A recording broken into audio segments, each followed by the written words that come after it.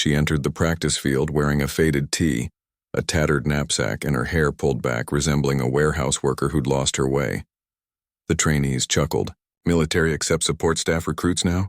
In a battle exercise, a male cadet seized her shirt front, ripped her top along the back, and yelled, "Girls like you only excel at staying out of sight." Yet when her back tattoo came into view, a senior major abruptly stood tall and saluted. The entire camp went still. This wasn't just any mark, it was the hidden emblem of Shadow Serpent. Emma Carter didn't fit in, at least not in their eyes. She'd arrived at the NATO training base in a worn-out truck, its paint peeling, its wheels coated with dirt from some rural path. No one would have thought she came from one of the richest families in the nation, raised among private mentors and secure mansions. Emma didn't bring that world along. No fancy brands, no manicured hands, just a plain look and clothes that seemed washed countless times. Her boots were worn, her bag held by a single frayed strap. But it wasn't just her appearance that made her stand out. It was her calm, the way she stood with hands in pockets, observing the camp's chaos, as if awaiting a cue only she could sense. The first day was relentless. Captain Boulder, the lead trainer, was a giant with a voice that could halt a storm. He strode the field, eyeing the recruits, his gaze fixing on Emma. "You," he shouted, jabbing a finger. "What's your story? Supply team get lost?" The group laughed. A girl named Lila, with a crisp blonde braid and a smile that lacked warmth, muttered to the cadet beside her, "Bet she's here to fill a quota." "Diversity hire, huh?" Emma didn't flinch. She met Boulder's eyes, her face steady, and said, "I'm a trainee, sir." Boulder scoffed, waving her off. "Fall in line, then. Don't hold us back." At the first meal in the mess hall, Emma carried her tray to a corner table away from the noise. The room hummed with recruits sharing tales, their voices bold, their egos bolder. A guy named Ethan, lean and smug with a buzz cut, spotted her alone. He grabbed his tray, swaggered over, and slammed it on her table with a crash. "Yo, lost girl," he said, loud enough for nearby tables to turn. "This isn't a charity kitchen. You here to scrub plates?" The group behind him roared with laughter.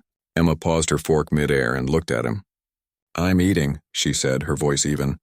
Ethan leaned in, grinning. "Well, eat quick. You're taking space real soldiers need." Hef licked her tray, splattering mashed potatoes onto her shirt. The room erupted. Emma wiped the mess with a napkin, her hands deliberate, eyes fixed on her plate. She took another bite, as if he wasn't there. Warm-ups tested endurance. Push-ups until arms trembled. Sprints that seared lungs. Burpees in dust under a scorching sun. Emma kept up, her breathing steady, but her laces kept coming undone. Old, worn, barely holding her boots. During a sprint, a guy named Noah jogged beside her. Noah was the group's star, broad-chested with a smile that screamed undefeated. "Yo, second-hand shop," he called, loud enough for all to hear. "Your boots quitting? Or just you?" Laughter spread through the ranks. Emma stayed silent. She knelt, retied her laces with swift, precise fingers, and stood. But as she did, Noah bumped her shoulder hard. She stumbled, palm-shitting mud, knees sinking into damp earth. The group roared. "What's that, Carter?" Noah grinned. "You volunteering to mop floors or just be our target?" Emma rose, wiped her hands on her pants, and ran on. Not a word.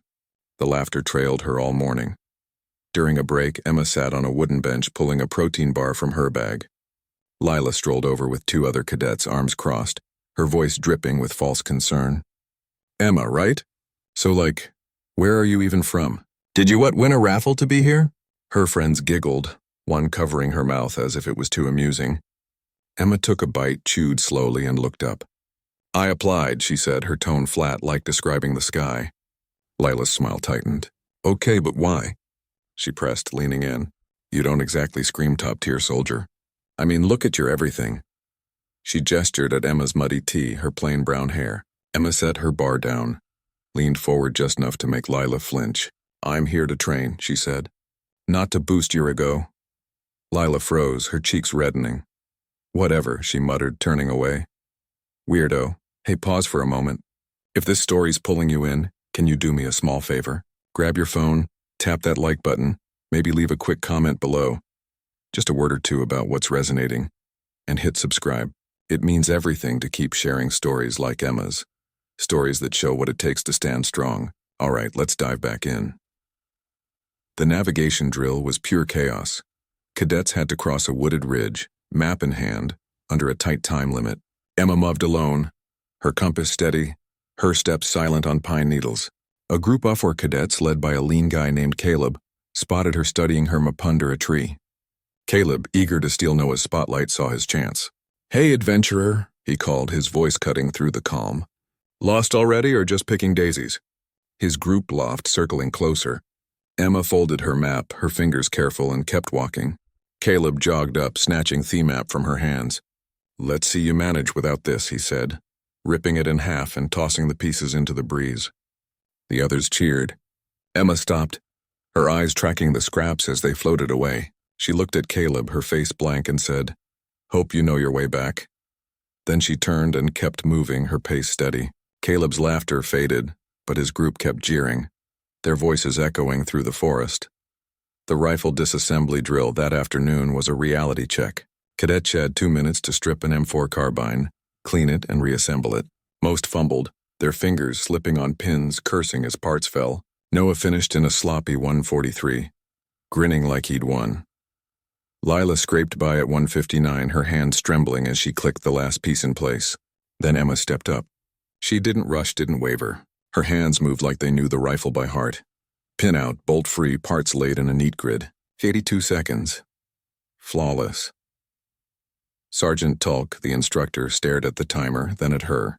"Carter," he said, his voice quiet, "where'd you learn that?" Emma wiped her hands on her pants and stepped back. "Practice," she said, eyes on the ground. The training screen showed a slow-motion replay, every move precise, no wasted effort. A lieutenant nearby muttered to Tulk. Her hands didn't shake. "That's elite-level steady." Noah overheard and scoffed. "So she can clean a gun?" he said, loud enough for Emma to hear. "Doesn't mean she can fight." But during a break, a quiet cadet named Sophie, who'd been watching Emma closely, slipped her a Sperry map from her own kit. "You'll need this," Sophie whispered, her eyes checking no one saw. Emma took it, nodded once, and tucked it into her bag without a word. Whispers started after that. A few cadets glanced at Emma during the next break, trying to figure her out. She didn't seem to care. She sat on the grass retying her laces, her face as blank as ever. Lila leaned over to Noah, her voice low but sharp.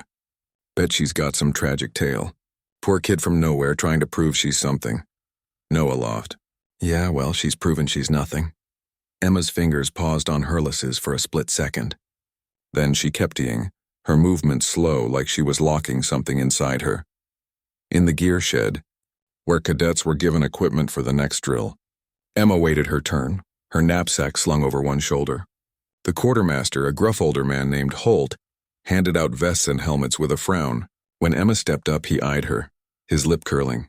"What's this, a drifters' convention?" he said loud enough for the line to hear. "We don't got gear for outsiders, darling." He tossed her a vest 2 sizes too big, the straps hanging loose. The cadets behind her snickered. "Maybe use it as a blanket," one called. Emma caught the vest, her fingers tightening on the canvas. She didn't argue, didn't ask for a swap. She slung it over her shoulder and walked out, her boots echoing on the concrete. Holt laughed, shaking his head. "The tone's dropping out by tomorrow," he said to the room. Outside, Emma adjusted the vest with a few quick knots, making it fit perfectly, her hands moving with the same precision she'd shown with Therafil. The terrain run the next morning was grueling. 10 miles over rough ground, full gear, no pauses. Emma stayed mid-pack, her breathing even, her steps steady. Lila was right behind her, muttering the whole time. "Move it, charity case," she hissed. "You're slowing us down." At the halfway point, Lila nudged Emma's elbow just enough to throw her off. Emma's foot caught a stone, and she veered off the path, her ankle twisting as she hit the ground. Captain Boulder saw it. "Carter," he roared. Broke formation. Squad loses points. The group groaned, some glaring at her. Noah turned, his face flushed. "Nice one, Carter. Real team player." Emma didn't argue. She got back in line, her jaw tight, and kept running, her limp barely visible. When the run ended, Boulder pointed at her. 5 extra laps, move." The others watched, some smirking, as Emma started running again, her breath coming in short gasps. She finished, her face slick with sweat, hands on her knees. No one offered her water. Lila tossed an empty bottle at her feet. "Hydrate with air," she said, laughing. Emma picked up the bottle, crushed it in her hand, and dropped it in the trash. Not a sound. During a night drill, cadets had to set up a perimeter under simulated enemy fire. Flares lit the sky and trainers shouted orders, creating chaos. Emma worked alone, securing a rope barrier with steady hands. A cadet named Lucas, stocky and loud, decided she was an easy target. He grabbed her rope, yanking it free, and tossed it into the mud. "Oops," he said, grinning. "Guess you're not cut out for this, huh?" The others nearby laughed, their flashlights bobbing as they watched. Emma knelt, picked up therapy, and started over, her fingers moving methodically. Lucas wasn't done. He kicked dirt onto her hands, coating the rope in grime. "Keep trying, princess," he said. "Maybe you'll get it by dawn." The group roared. Emma paused, her hand still, then looked up at him. "You done?" she asked, her voice quiet but sharp. Lucas blinked, caught off guard, but laughed it off. She went back to work, the rope clean again in seconds. Later, when the drill ended, Lucas's own barrier was found loose, costing his squad points. No one saw Emma near it, but Sophie, watching from the sidelines, hid a small smile. That night in the barracks, Emma sat on her bunk, pulling an old photo from her bag. It was creased, edges worn, showing a younger her beside a man in a dark jacket. His face was blurred, but his stance, shoulders back, eyes sharp, carried weight. She traced her finger over the photo, her lips tightening, then tucked it away when footsteps neared.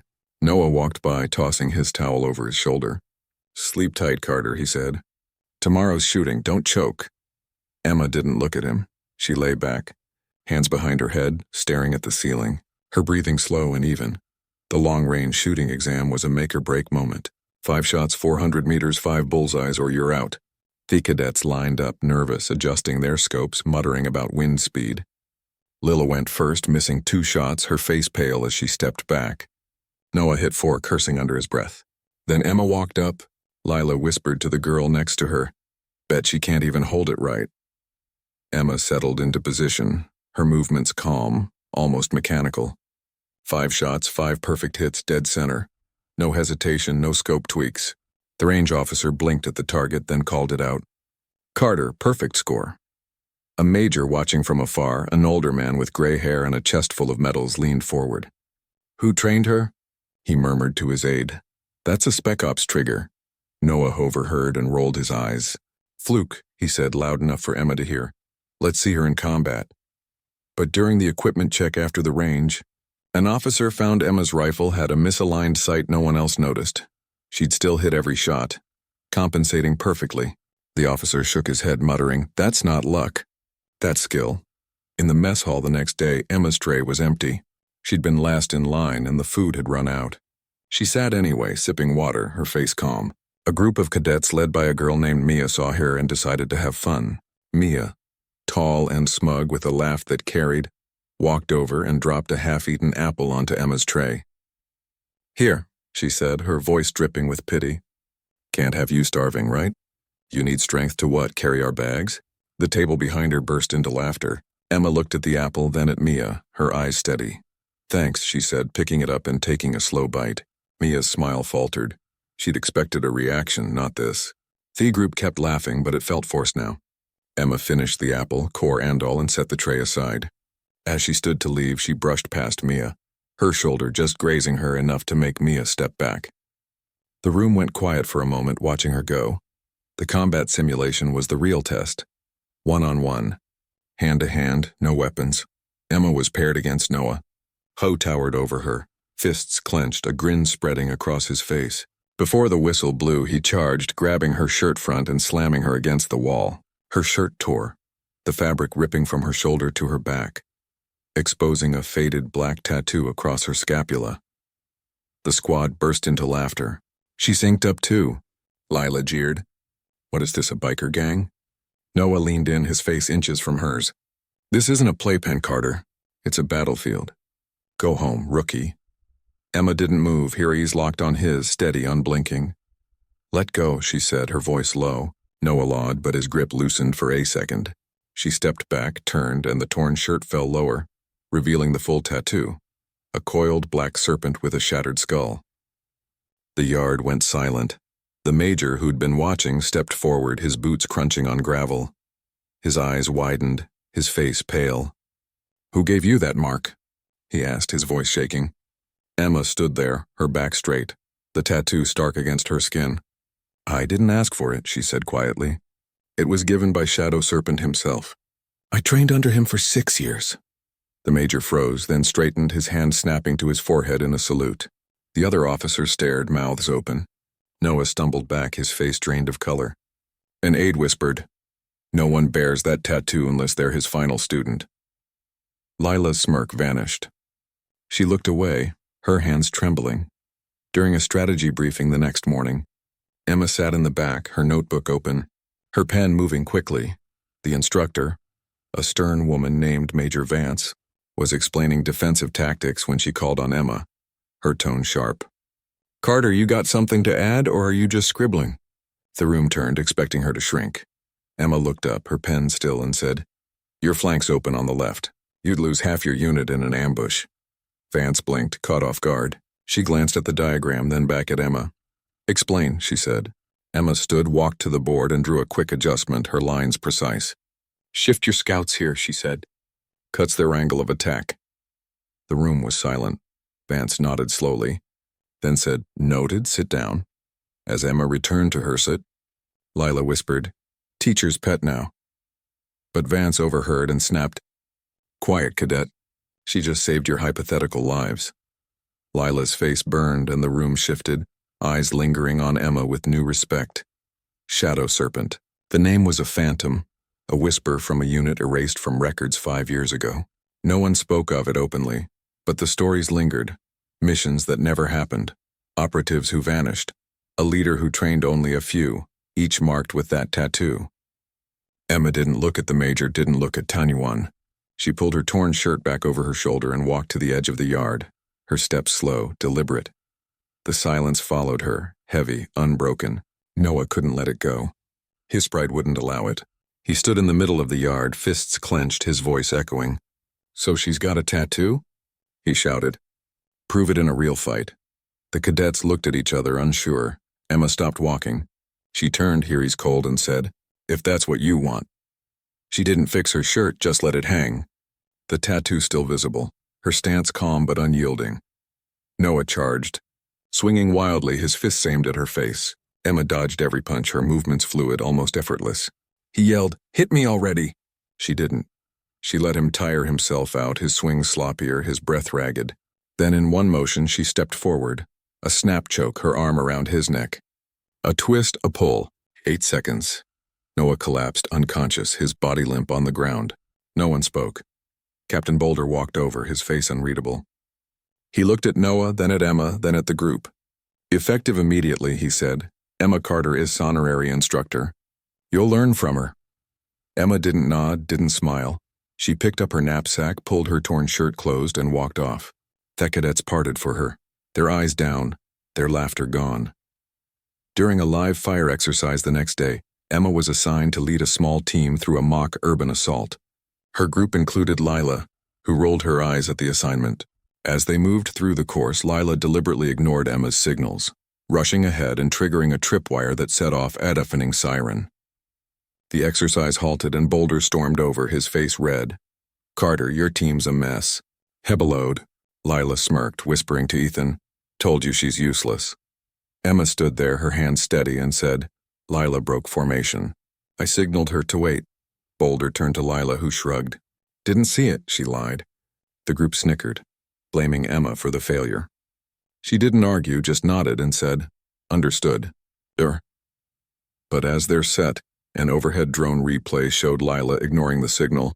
Clear as day, Boulder watched the footage, his jaw tight, and docked Lila's squad points. The group's laughter died and Lila's face went pale. The camp changed after that. The air felt heavier, the whispers quieter. Emma stood at the front of the yard the next day, her knapsack over one shoulder. Her tee swapped for a plain black one. She didn't shout orders, didn't raise her voice. She just showed them rifle drills, combat stances, moves that looked simple but took years to master. The cadets watched, some taking notes, others just staring. Lila sat in the back, arms crossed, her face pale. Noah wasn't there. Word was he'd been sent to medical, then reassigned to a desk job at a base in the middle of nowhere. Noon talked about it, but everyone knew.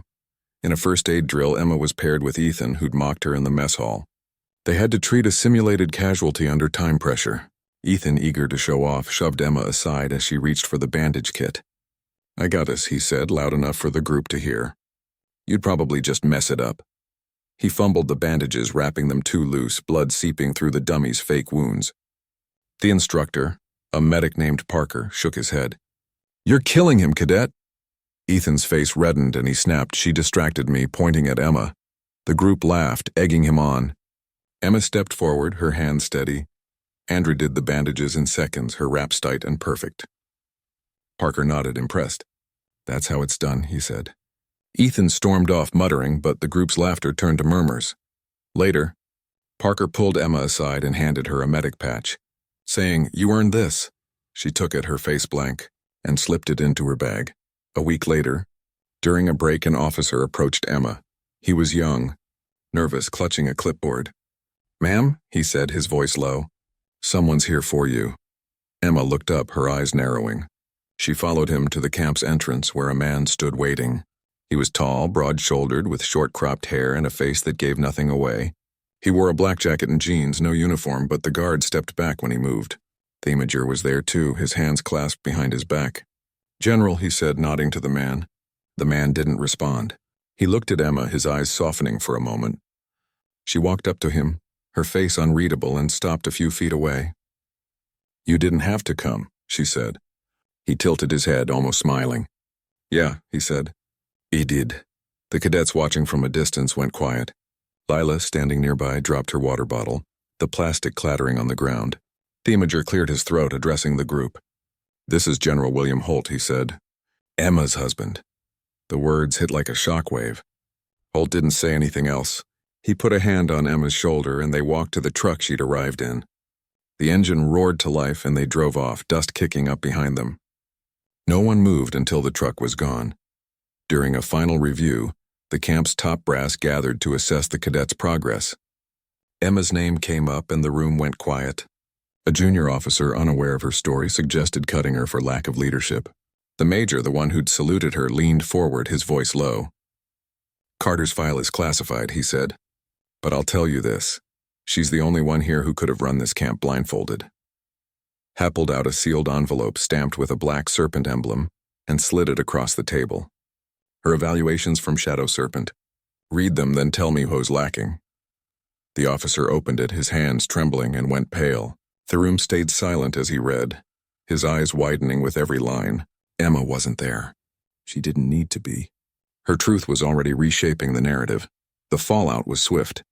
Lila's sponsorship with a defense contractor vanished after a video of her mocking Emma went viral. It wasn't Emma who posted it, just a cadet with a phone and a sense of justice. Lila left the camp a week later, her head down, her bags packed.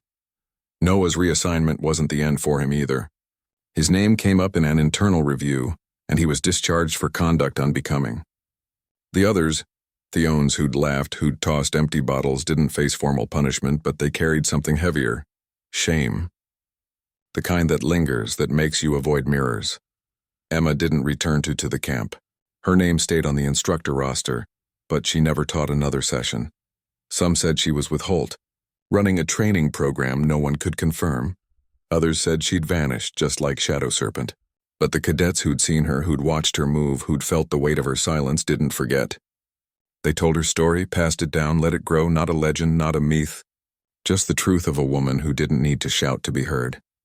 Years earlier, Emma had been different, not softer but younger, her edges less sharp. She'd trained in a compound knew existed, under a man whose name was never spoken. He'd chosen her not for her family's wealth, but for her quiet, her focus, her purposeful movement. 6 years she'd learned his ways, the rifle, the choke, the way tossed in so the world noticed without a word. He'd given her the tattoo himself, the needle piercing her skin as he said, "This isn't a badge, it's a promise." She'd nodded, her jaw tight, and carried that promise ever since. Back in the camp, the days after her departure felt empty. The cadets trained harder, but the energy was different. They'd seen something they couldn't unsee. During a night drill, a young recruit named Ben found Emma's old photo in the barracks, tucked under a bunk. He held it up, squinting at the blurred man in the dark jacket. "Who was she really?" he asked the group. No one answered. Lila, still there but quieter now, looked at the floor. Ben slipped the photo into his pocket, not sure why, but feeling it mattered. The consequences kept coming. The defense contractor who dropped Lila faced a PR nightmare when the video spread further. Their stock-dipping Ace-in-Line forums lit up with outrage. Noah's discharge wasn't just a footnote. His family name, once respected, became a cautionary tale in military circles. Captain Boulder, who'd yelled at Emma for breaking formation, was called into a meeting with the major. Nobody heard what was said, but Boulder was quieter after that, his orders less harsh. He sighed, scanning the yard like he was searching for something he'd missed. Emma's story didn't end with the camp. It spread, carried by the cadets, by the officers, by the whispers that followed. Her name. It reached the older folks, the ones who'd been judged their whole lives, who'd been told they didn't belong. They heard about the woman who'd walked into a room full of scorn and walked out with a salute. They understood her silence, her steady hands, the way she didn't need to explain herself. Her story was theirs, a reminder that truth doesn't need a megaphone. It just needs time. In the end, it wasn't about the tattoo or the rifle or the choke that dropped Noah. It was about Emma's presence, the way she carried her pain, her past, her power, all without a word. She didn't need to prove herself. The world caught up like it always does. And for everyone who'd ever been pushed aside, her story was a quiet promise. Your time's coming. Hold your ground. You're enough. Where are you watching from? Drop a comment below and hit follow to walk with me through heartbreak, betrayal, and finally healing.